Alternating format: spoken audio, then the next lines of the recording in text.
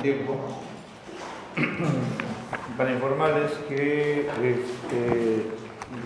la plana docente que estudió con ustedes, Histología, Histología 1, todavía sigue, a excepción del doctor Miguel Carruna, pero ya se dedicó a ser un youtuber,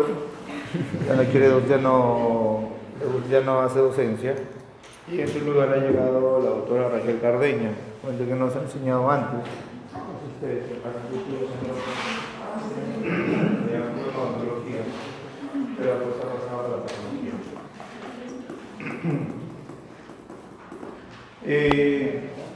Ya, como ustedes recordarán, toda la carrera, los cursos son secuenciales. Hicieron su histología, hicieron su patología 1, su patología básica, y luego pasamos a la patología especializada, donde vamos a ver las patologías que afectan órganos y sistemas, es decir, vías respiratorias, corazón, estómago, toda digestiva, urinaria, etc. En este caso, hoy vamos a empezar con lo que es la patología respiratoria y siempre la separamos por patología infecciosa y patología neoplásica. Entonces, hoy día vamos a ver la patología pulmonar, tenemos dividido en las no infecciosas, como las obstructivas y las restrictivas, y la otra clase vemos infecciosas y neoplásicas. Entonces, ¿ya llevaron semiología? ¿Sí? Entonces ya conocen el endoscopio, la manita, la lengua, ¿cierto? Ya hacen percusión, palpación, ¿sí? Vamos a estar roncando, sibilando, crepe, ¿sí?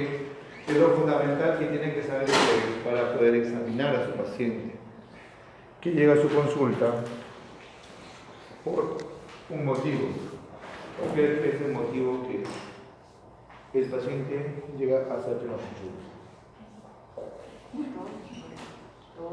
Todos. El primer motivo o causa de consulta es la tos. ¿No? ¿Cómo te llamas? ¿Dónde recuerdas tu nombre? Lucero. Lucero es su nombre. ¿Tu apellido? No, mi apellido es Sábame. Lucero. Doctora Lucero dice, tengo una tos de hace un mes y no me calma. ¿Qué haces? Tú le vas de disputo. ¿Y por qué? Proba. Entonces, ¿qué dices? Señor Castro, tome asiento, siéntese en la camilla. ¿Qué tienes que hacer? Examinar. Y ese es, no te vayas a aprender en razón, pero es un error que tienen todos. Se van de frente a pedir exámenes. Examinen. Los exámenes son complementarios. Los exámenes los vas a aplicar cuando ya examinas a tu paciente. Y dentro de los exámenes, ¿cuál es el más inmediato?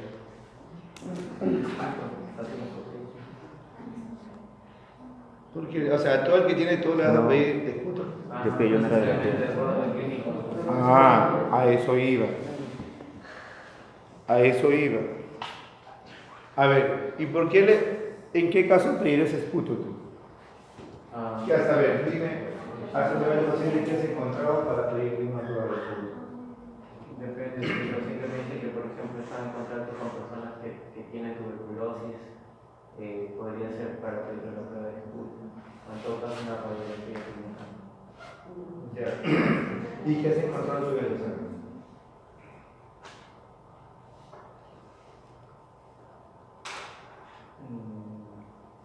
Y si es lo mismo. De frente se van a pedir exámenes.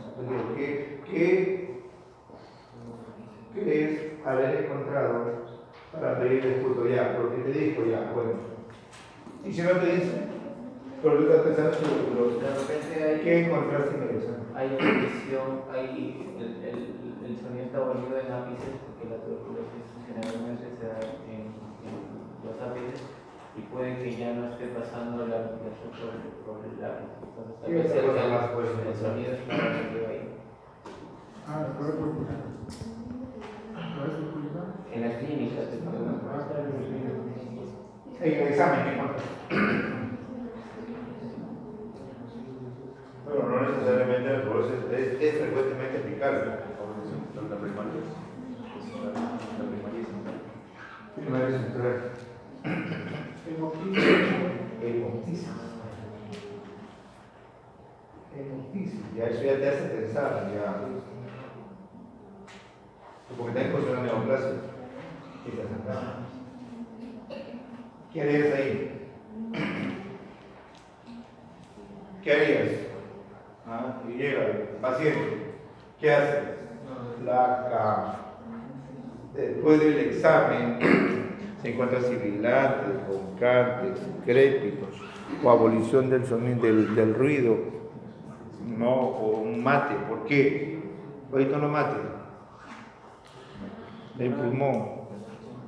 ¿Qué puede ser? Derrame pleural líquido, o una consolidación, neumonía. Es importante, como digo, chicos, revisen, examinen. Si no, cualquiera fuera médico que pide examen. Acuérdense que el médico es ¿por qué? Porque piensa, analiza, interpreta y actúa. Porque así evitas irte de narices. Tienes un montón de exámenes por mucho frío. Lo vas a dejar al paciente. Si ya tienes tu examen, ya encuentras un mate, ¿qué puede ser? Ya, puede ser un derrame. ¿A qué se debe el derrame? Por eso causa derrames pleurales. Neumonía. ¿Qué más? Un cáncer pulmonar. ¿Qué más? Entonces, toda esa exquisición la van a hacer solamente con su placa, al estilo del Dr. House, ¿no? Entonces, utilizar esa solamente con su placa. Y en base a tu placa haces tu requerimiento de examen.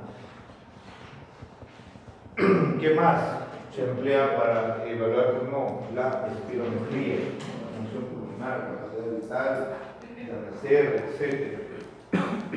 Pero antes tienes que acordarte de qué, cómo funciona el pulmón, cuál es su histología.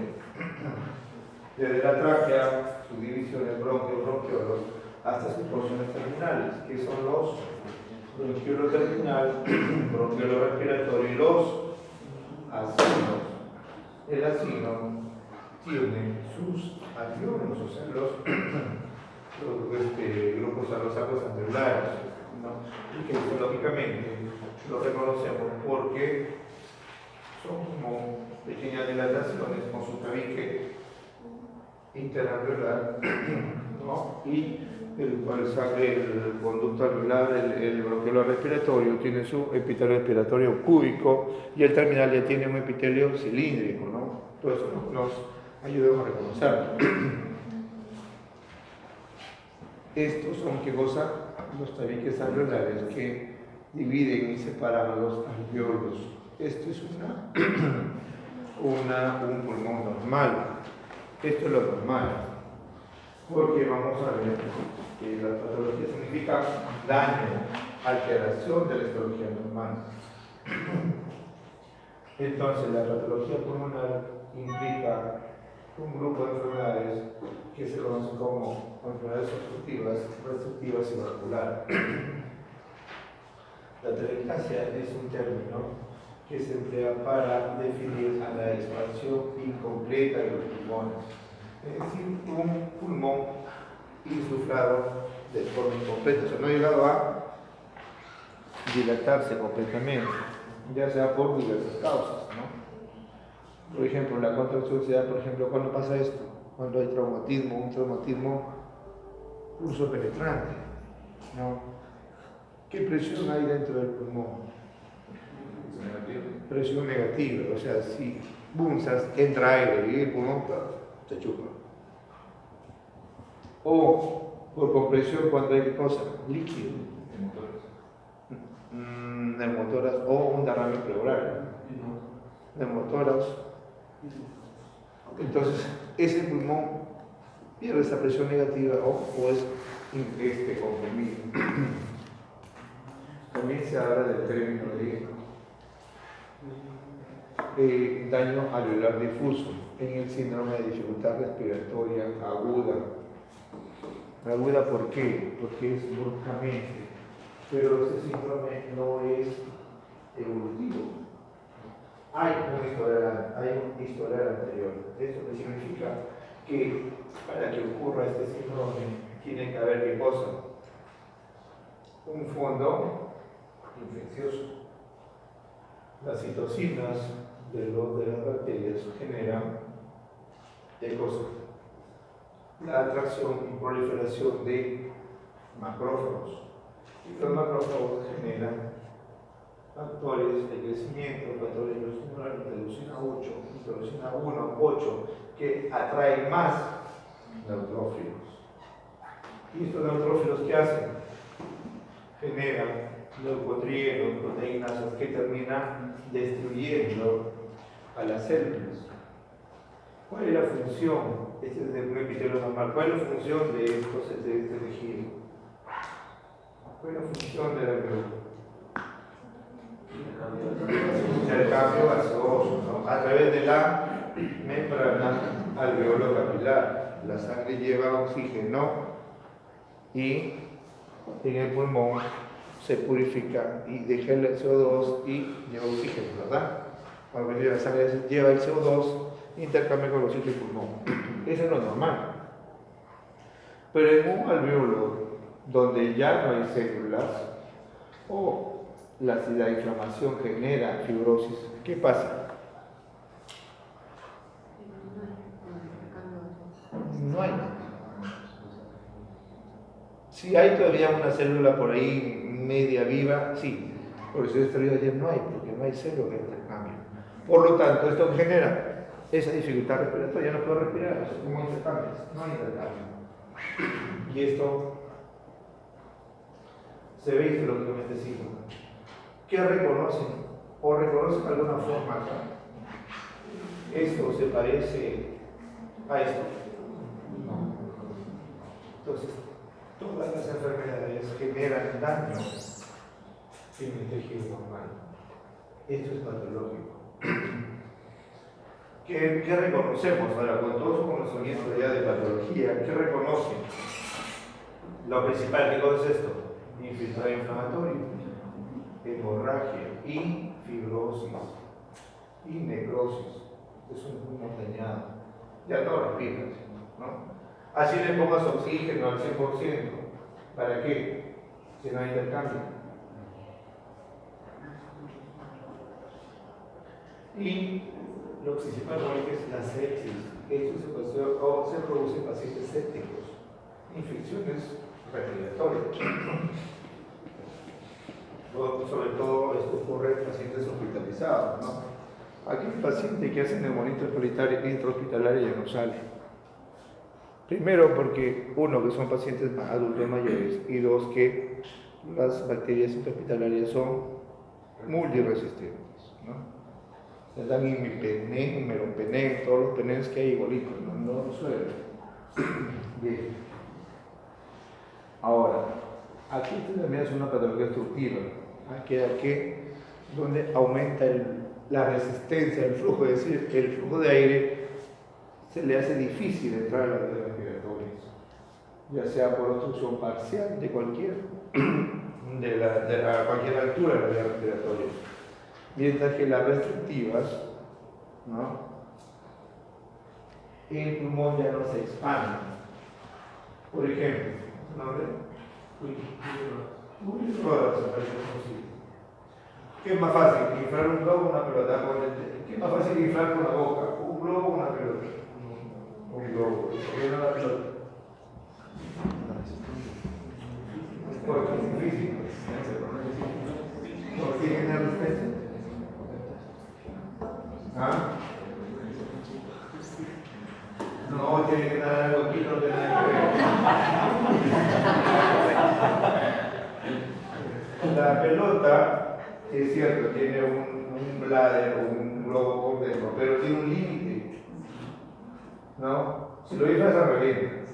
El globo tiene su capa de cuero, de plástico, de lo que sea, y tiene un tope. Hasta ahí puede expandirse. En cambio, el globo puede expandirse hasta la revienta. No es más grande porque es más flexible. Eso ocurre en las restrictivas.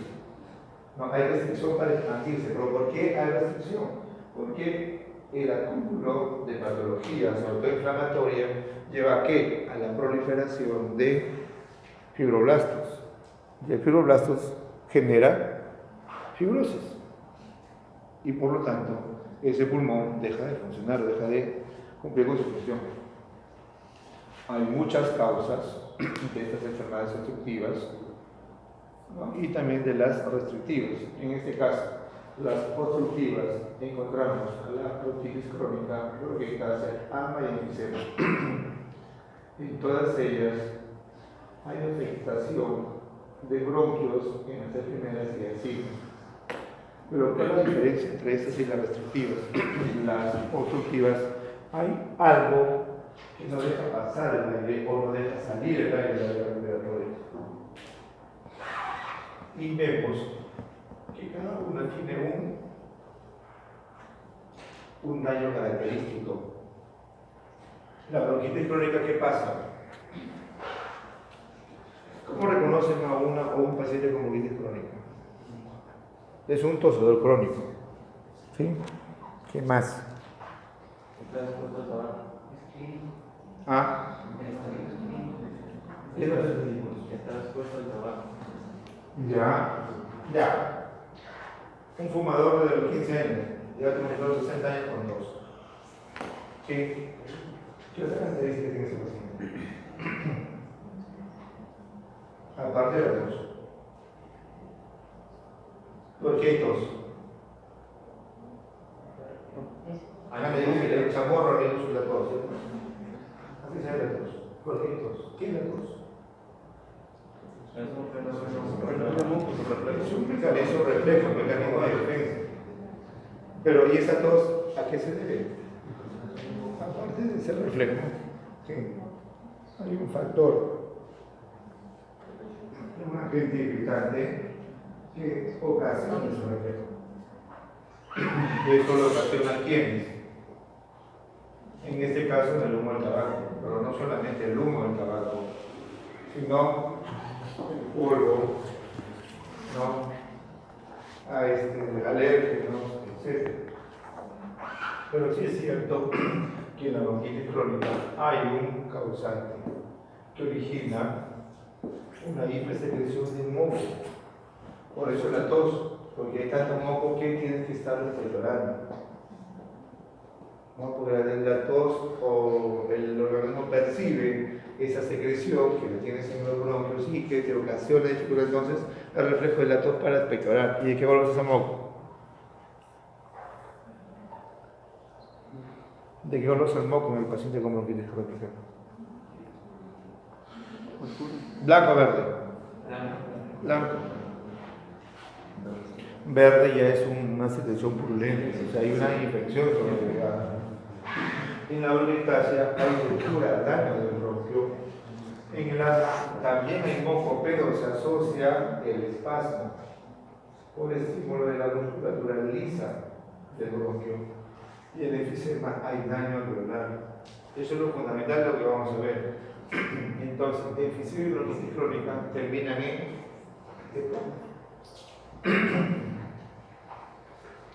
no, y eso lo hacen evaluando el volumen de lo máximo en el segundo, eso lo hace la máquina. En conclusión, es lo que vimos anteriormente, ¿no? El asma es una obstrucción reversible. Usa sus inhaladores, ¿no? Y todos el salbutamol que hace que se relaje esa musculatura y pueda volver a respirar. En cambio, la bronquitis crónica es una inflamación crónica persistente de la vía respiratoria. Es progresiva. Progresiva, o sea, es crónica, o sea, va crónica hasta la insuficiencia respiratoria y la profibrosis. El enfisema es un aumento permanente del tamaño normal de los vasos alveolares y permanente, distal al bronquio terminal. ¿A qué se debe? ¿Cómo es que se daña ese alveolo? Las teorías hablan de que hay un desequilibrio entre el control de las proteasas y las antiproteasas o de los oxidantes y antioxidantes, ¿no? También hay una deficiencia genética que es la deficiencia en la antitoxina 1, ¿no? Que mayormente afecta al 1% de la población, pero el resto es por esto.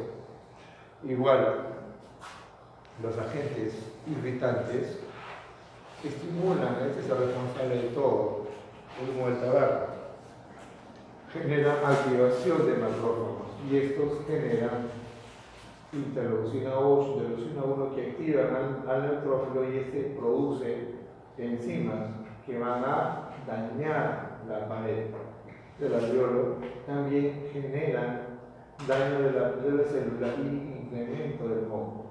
Entonces termina en dos patologías, ¿no? La bronquitis crónica y el enfisema. Pero estas enzimas, en el caso del neutrófilo, dañan la pared alveolar. Entonces, es como si se juntaran varios alveolos y hacen uno más grande, pero ya no tienen la misma capacidad funcional. Y aparte de que vamos a encontrar, ¿no? Primero, la proliferación de fibroblastos y terminan al final dañando toda la estructura alveolar. El enfisema hay de 4 tipos, pero son los más frecuentes el centro acinal y el panacinal. Este es el bronquiolo normal, el terminal, el respiratorio y el acino o el saco alveolar. Cuando ocurre el daño a nivel del bronquiolo respiratorio, pero sin afectar el acino, es lo que se conoce como el centro lobrillar. Y cuando se daña el bronquiolo respiratorio y el saco alveolar, es lo que se define como el pan nacional, o sea, casi todo, pan es todo, el pan nacional, que macroscópicamente lo vemos así. Ese centro acinal y esto es pan nacional. ¿No? O sea, vemos espacios amplios, ¿no? ¿Y qué ven en el fondo? Ajá. ¿Qué color tiene esto? Negro, carbón, fumador. Y eso es lo que dice, los carbones son los que no. Los carbones son los que no, de hace años. Entonces vemos acá, este tabique incompleto, ¿no? Tabiques incompletos, y se ve que esto es mucho más amplio. ¿Se parece esto al pulmón anterior? No, ya dejó de ser normal. ¿Y qué vemos? La fibrosis del carbón, ¿no? De la dilatación macular. La bronquitis crónica tiene un cuadro clínico, la tos productiva persistente por más de 3 meses en el transcurso de 2 años consecutivos. Y es frecuente en fumadores, pero también en habitantes de ciudades urbanas, de grandes urbes, ¿no? El smog del auto, las fábricas, etc. Y el 20% en pacientes varones de entre 40 y 65 años. Todos evolucionan al EPOC y el EPOC puede tener costo pulmonar, insuficiencia cardíaca, y originalmente el agente irritante ocasiona cambios metaplásicos en el epitelio. Del epitelio cilíndrico ciliado estratificado por mucha irritación cambia a un epitelio de qué tipo. ¿Se acuerdan? Escamoso. Por eso es que muchas veces el escamoso se va, es la neoplasia de Chile, un epidermoide, que va a ser más frecuente en el caso de cáncer, ¿no? Pero ya vamos a revisar que la neoplasia más frecuente es el adenocarcinoma. y que las mujeres son más frecuentes porque más sensibles mujeres en hombres de la relación abdominal. Hay tres tipos: la bronquitis crónica simple, donde solamente hay obstrucción de moco de la vía respiratoria, mientras que la asmática crónica, a esa producción de moco o hiperproducción de moco, se asocia un broncoespasmo que origina intermitencia y sibilancia. Incluso se puede confundir con el asma. Mientras que la bronquitis crónica obstructiva está asociada a fumadores de larga data con obstrucción al flujo asociado a bronquiectasia, como vamos a ver más adelante. ¿Cómo se genera la bronquitis?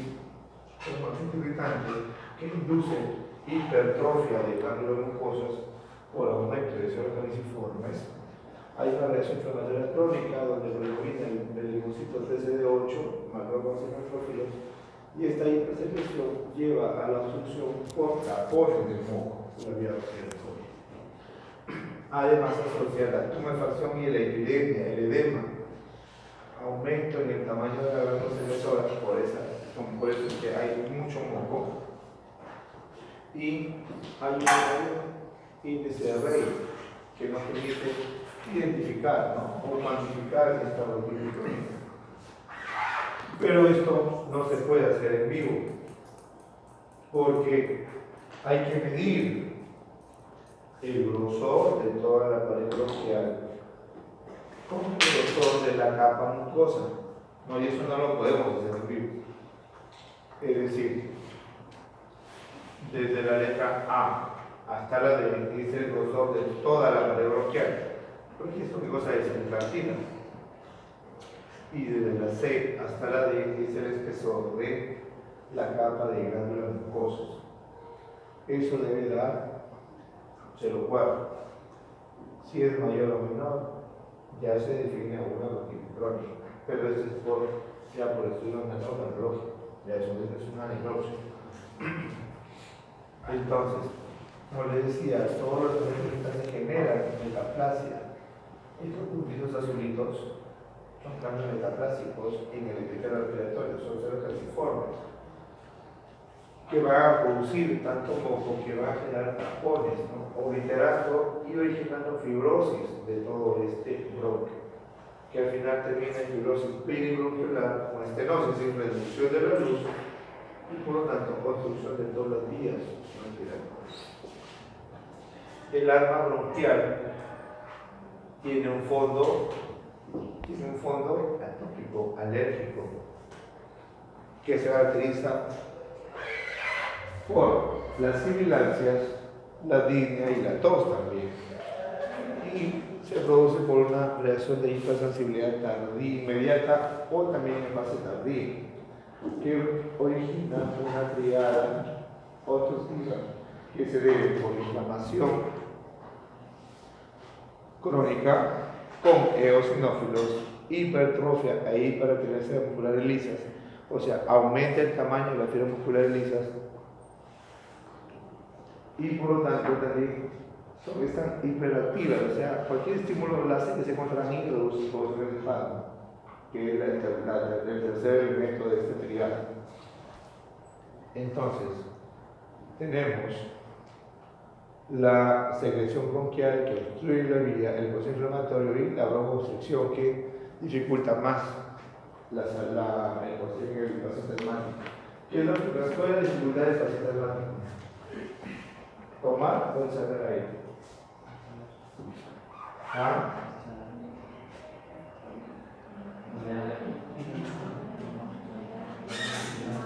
¿Qué es asmático? Aquí. ¿No es asmático? Inhalar aire es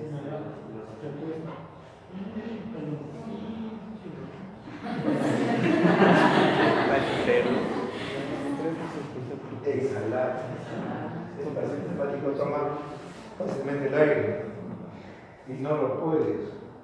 ¿Por qué? Porque el moco, el aire pasa, pero el moco no lo deja salir. Estamos nomás insuflados. Así es que la inspiración no fue muy buena.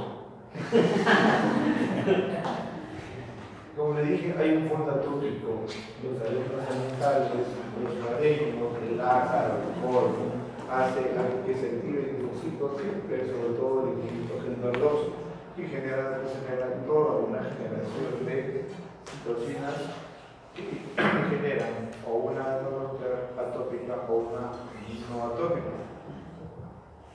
O sea, quiero que es una reacción alérgica, ¿no? Obviamente, porque anda con la nariz hundida, pues nada, si se ha resfriado, en cualquier momento, si están expuestos mucho a mucho alérgeno, pueden hacer su broncoespasmo, ¿no? Y la no tópica, como en general conocido, pero hay gente que le dicen, le da su nota de examen y le hace que se de asma. Eso es lo que se conoce como la han escuchado a veces, ustedes nos dicen el alma nerviosa. Es una reacción faral que genera un espacio. O medicamentos, no como la reacción que genera la piláctica, que genera eso. Y el otro día hay otro tipo de estímulos. El alma, como le dije, necesita un causante, que es el alérgeno, que es reconocido por las células de clínica. ¿Se acuerdan dónde se encuentran? Las células de clínica. ¿Qué cosa es? Presentadora de antígenos de los epitelios. Reconoce, lo presenta a los linfocitos para que segreguen anticuerpos, inmunoglobulina E, y estos estimulan al mastocito que libera qué cosa. Histamina y atrae eosinófilos. Y los eosinófilos captan más eosinófilos, se activan y liberan sus mediadores, más histamina, y generan el resto de mecanismos, ¿no? Entonces los antígenos pueden estimular directamente el sistema nervioso vagal, además puede aumentar la actividad vascular. O sea, al aumentar la actividad vascular, ¿qué pasa? Hay edema de la pared bronquial, incrementa mucho más esa reducción de la luz. El mismo mastocito también puede estimular el referente, lo que lleva a ¿qué? A la contracción de la aurícula doloriza, originando el espasmo. Es decir, un bronquio con luz reducida y con moco en la luz ya no permite ventilación, ¿no? Y eso es lo que genera, y además genera una cronicidad, ¿no? Los eosinófilos están persistentemente ahí mientras haya la exposición a la alergia. Entonces, la oclusión bronquial se da por el tapón del moco, que no solamente tiene moco, sino que tiene células inflamatorias y células epiteliales. Esto es lo que se conoce como los espirales de Kurzmann. Y además, la incremento en el número de eosinófilos y los cristales de Charcot-Leyden, que vienen a ser acúmulos de una sustancia proteinácea producida por los eosinófilos. Además, ocurre un remodelamiento del paciente en el paciente hepático crónico, ya cambia la característica de la pared del bronquio. Hay un engrosamiento en la membrana basal del epitelio bronquial. ¿Cuál es el colágeno de la lámina o de la membrana basal? ¿Se acuerdan? 4. Colágeno 4. Pero en el caso del asma, a ese cuadro se suma la adición de colágeno 1 y 3. Por eso es que aumenta más esa pared. Y debe inflamación por todas las situaciones que se liberan. Y también hay un aumento de las glándulas mucosas, ¿no? Hay una hiperplasia y hipertrofia. Y también una hipertrofia del músculo liso. ¿Qué es hipertrofia? ¿De acuerdo? ¿Es tu nombre? Diego, ¿qué es hipertrofia? El crecimiento de una célula. Crecimiento de una célula. ¿La hiperplasia? Aumento del número. En los dos ocurre crecimiento. Pero uno es por aumento del volumen de una célula de la hipertrofia y el otro por aumento del número de células de la hiperplasia. Entonces aquí hay hipertrofia porque el músculo ya no prolifera el músculo liso. Entonces, este removimiento implica este engrosamiento en la membrana basal, el edema y el aumento del número de glándulas.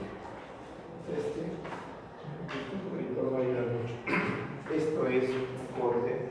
Esto es lo que provee un bronquio que vamos a encontrar. Todo esto que ves en la luz es moco con células inflamatorias. Todos los rojitos son los eosinófilos. Todos los rojitos son los eosinófilos. El epitelio, ¿esta qué cosa es? Músculo liso, hipertrofia grande, no te parece capa muscular, no hay capa muscular del intestino. Amplia, pues hay rosado, me puedo generar un espasmo mucho más fuerte. ¿Y esto qué cosa es? Una patita de gallina, un arbolito. Esos son los famosos espirales de Kurzman. El moco se hace tan espeso que obstruye todo el árbol bronquial. Esto es lo que origina la muerte en los pacientes asmáticos, en las crisis agudas asmáticas, que son fulminantes. Preguntas hasta ahí. Luego pasamos a la bronquiectasia. Ya es algo más fácil de reconocer. Es una bronquiectasia. Es un complejo donde vamos a encontrar tos con expectoración, pero una expectoración ya no blanquecina, sino purulenta. Porque la bronquiectasia está asociada a infecciones agregadas en pacientes con bronquitis crónica o asmáticos crónicos. Sobre todo por agentes infecciosos necrosantes, cuerpos extraños, impactación de moco o fibrosis quística. ¿Por qué la fibrosis quística? ¿Cuál es el problema, el origen de la fibrosis quística? Es la proteína Ya, pero ¿cuál es la causa? ¿Qué origina? ¿Qué cambia?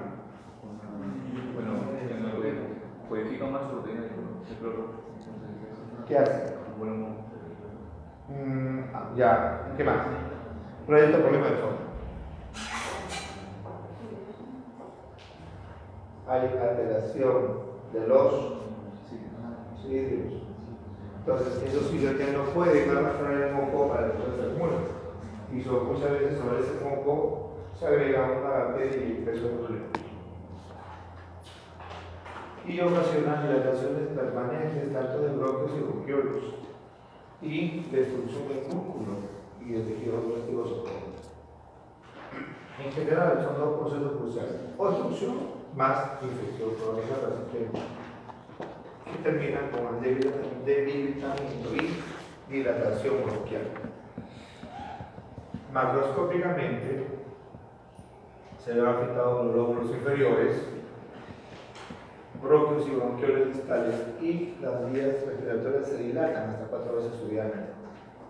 Microscópicamente, ¿qué vamos a encontrar? El infiltrado inflamatorio crónico y agudo, es decir, linfocitos xenotróficos en la pared del bronquio, y zona de observación, porque eso es un bronquio destructivo de epitelio. Y ya crónicamente fibrosis de la pared bronquial. Ese es un pulmón de una necropsia y vemos estos espacios grandes que son las bronquiectasias. ¿Y qué hubo aquí? Aquí vemos histológicamente todo esto es un bronquio, ¿sí? Las glándulas. ¿Y qué ven acá? Un infiltrado denso inflamatorio. Esta es la luz y aquí encontramos qué cosa.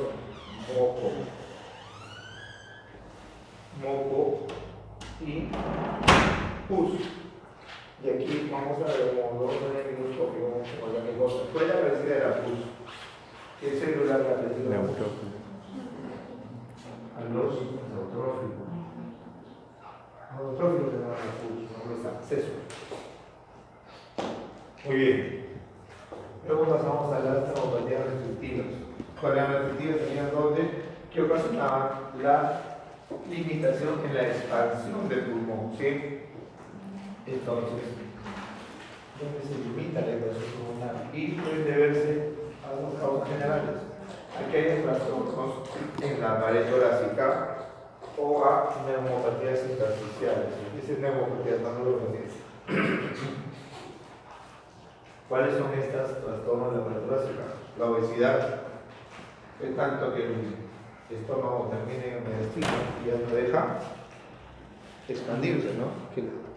La obesidad que lleva a elevar un poco más el estómago y por lo tanto limita la expansión del diafragma. ¿Qué hace el diafragma cuando se extiende hacia abajo? ¿Qué hacen los pulmones? Pues se limita la inspiración, la toma de aire. Enfermedades pleurales, que no igual la fibrosis pleural o los trastornos neuromusculares, como cuáles. ¿Qué trastornos neuromusculares limitarían la respiración? ¿Ah? Miastenia, ¿qué más? Guillain-Barré. No, los pacientes mueren por eso. Porque no pueden respirar. Mientras que las neumopatías intersticiales tenemos el síndrome respiratorio aguda, neumoconiosis, fibrosis y sarcoidosis. Muchas causas.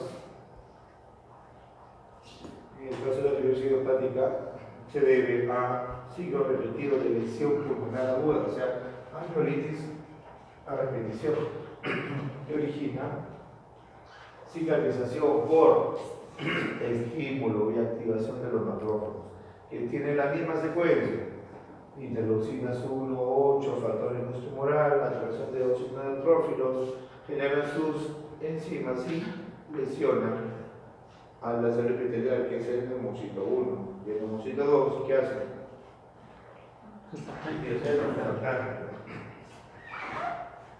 Y también la citocina genera la proliferación de fibroblastos, que va a aumentar la proliferación o la cantidad de colágenos. Esta fibrosis pulmonar idiopática también se conoce como alveolitis fibrosante. No se conoce la gente, pero afecta más frecuentemente a varones que mujeres. Y de 2 de 3 pacientes son mayores de 60 años, de pacientes adultos mayores. Histológicamente, fibrosis intersticial difusa, que significa que ya no vamos a encontrar esos alveolos, sino vamos a encontrar tabiques rosaditos, ¿no? Tabiques de fibrosis, hasta el rozamiento del tabique interalveolar. Acá, ¿reconocen algo de pulmón acá? No. Esto que era delgadito es mucho más grueso, ¿no? Esta es la fibrosis, miren. Fibrosis del tabique interalveolar, esta es la fibrosis intersticial, en el caso de la neumonía intersticial usual. ¿Qué más reconocen acá? El infiltratorio. Igual acá, miren. Algo de epitelio y todo esto es engrosamiento de la pared por focos fibroblásticos, por una fibrosis pulmonar en el caso de la neumonía intersticial usual. Más de lo mismo. Todo esto es fibrótico e inflamación, y acá algo de pulmón todavía. Y acá también tenemos fibrosis y algo de la pared bronquial. Otra patología restrictiva es la que se conoce como la neumoconiosis. Y la neumoconiosis, una afección de tipo reacción no neoplásica frente a inhalación de polvo mineral. Pero no son de polvo mineral, sino también puede haber partículas de la caña de azúcar, ¿no? Que también generan tipo neumoconiosis. Actualmente se conoce que pueden generar partículas orgánicas e inorgánicas, y aparte de los vapores químicos también pueden generar daño. Por ejemplo, en el caso de las personas que están en los incendios, respiran ese aire, ese humo, esos daños, irritan, todavía incluso queman, destruyen la vía respiratoria. Y la contaminación atmosférica es otra causante de esta neumoniosis. Es posible que hay personas que nunca han fumado, pero si se mueve de necropsia encontramos carbón en sus pulmones. ¿Por qué? Porque ha vivido en el centro de la ciudad, donde pasan los autos, ¿no? Las fábricas, y igual terminamos que era carbón. Y los trabajos de investigación han determinado un incremento de las tasas, ¿no? Y sobre todo de la incidencia de asma. Sí es cierto que el asma tiene un origen atópico, ¿no? Alérgico, pero también visto que hay una causa no alérgica. Y eso es lo que ocurre en estos casos. Cuando todavía realizaba la labor asistencial, los pacientes que llegaban a sus controles, la gran mayoría, seguro existen programas, ¿verdad? Programas de atención primaria y luego para elaborar el paquete de INRTES, y todos los pacientes con que se le dieron al hospital eran pacientes que provenían de cooperativas. Tumán, Comarca, Atla. ¿Quién ha ido a Tumán? ¿Quién conoce Tumán? ¿Dónde está la fábrica? A un costado, ¿cierto? Y al costado de toda la ciudad. Todo ese humo en la fábrica lo respira toda la ciudad. Y por eso todos los pacientes que llegaban a los hospitales eran pacientes mayores. Porque han respirado toda su vida ese humo, aparte que era el trabajo de la fábrica. A la comparación de Cumán que tiene algo, bueno, creen que la fábrica está a un costado, ¿no? Igual todo ese humo se fabricamos. Atacó la fábrica que está en el centro también. Y al final es todo, va a terminar con su neumoconiosis al final, con su bronquitis crónica y su esta neumoconiosis va a depender de factores. Primero, del pulpo que debe tener el pulmón, del tamaño y la forma de las partículas carcinales y de la solubilidad y reactividad físico-química. Porque una partícula que puede ser muy bien como si la cromatografía y peor,